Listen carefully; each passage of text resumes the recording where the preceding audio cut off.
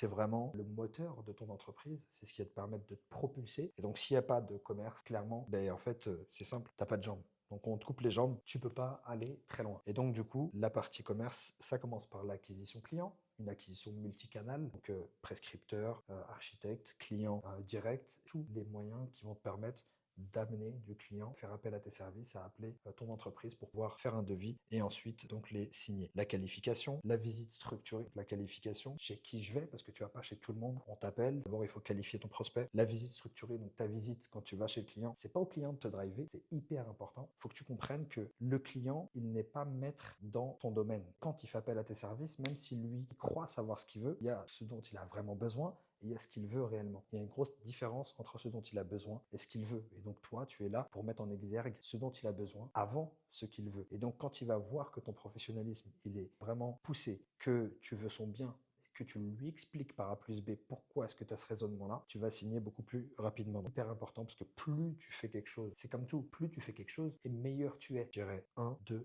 et 3. Alors que en général, vous êtes plutôt là, souvent tout le monde, hein. Les artisans, ils sont tous bons, la plupart sont bons dans le technique et pensent que c'est le technique qui va faire rentrer des sous. Alors que ce qui fait rentrer des sous, c'est le commerce. Ce qui sécurise, c'est l'administratif. Et ce qui te permet de fidéliser et d'avoir une image de marque et de pouvoir asseoir ta réputation, c'est la technique.